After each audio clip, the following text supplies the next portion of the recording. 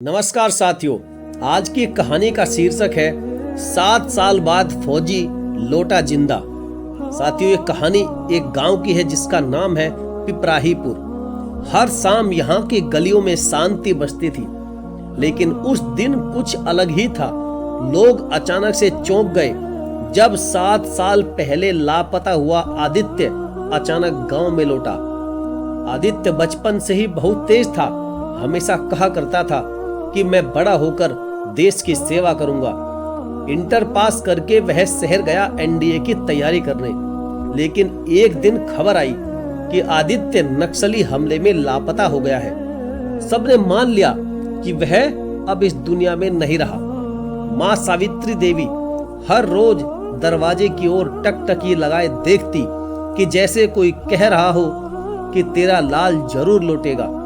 पिता हरि नारायण बिल्कुल बुरी तरह से टूट चुके थे, लेकिन माँ का विश्वास अडिग था जो कभी नहीं डगमगाया। खैर, 7 साल बाद एक शाम जब गांव में बिजली गुल थी, एक जीप अचानक आकर रुकी।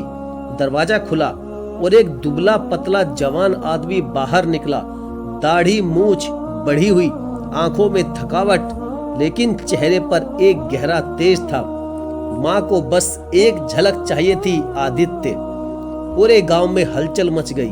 कोई बोला कहीं ये भूत तो नहीं, दूसरा बोला इतने साल बाद आखिर जिंदा कैसे। आदित्य ने सिर झुकाया और कहा, मैं जिंदा था, लेकिन इंसानों के बीच नहीं, नर्क के बीच। सच्चाई का खुलासा आखिर कैसे हुआ? दरअसल आदित्य भारतीय सेना की गुप्त शाखा रॉ में शामिल हो गया था।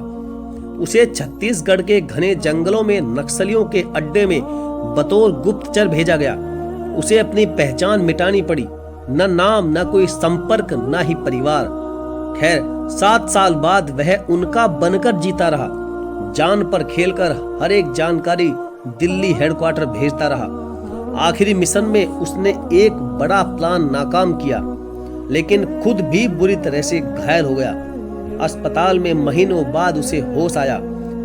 अब जब आदित्य इतने दिन बाद गांव में वापस लौटा, तो ऐसे समय पर गांव वालों की प्रतिक्रिया कैसी रही होगी? कुछ लोग तो डर रहे थे और कुछ इज्जत दे रहे थे, लेकिन माँ बस रोए जा रही थी और बार बार कह रही थी कि मैंने कहा था ना कि मेरा लाल जरूर वापस लौटेगा। अब गांव में एक स्कूल का उद्घाटन था। आदित्य को बतौर मुख्य अतिथि वहां पर बुलाया गया। मंच पर खड़े होकर उसने कहा कि देश के लिए लड़ना सिर्फ हथियार से नहीं होता, कलम से भी होता है। मैं अपने गांव लौट आया हूं, अब मैं यहाँ के बच्चों को पढ़ाऊंगा, यही मेरी अगली लड़ाई है। तालियों की गड़गड़ाहट में वह मुस्कुराया। माँ की आंखों में संतोष था।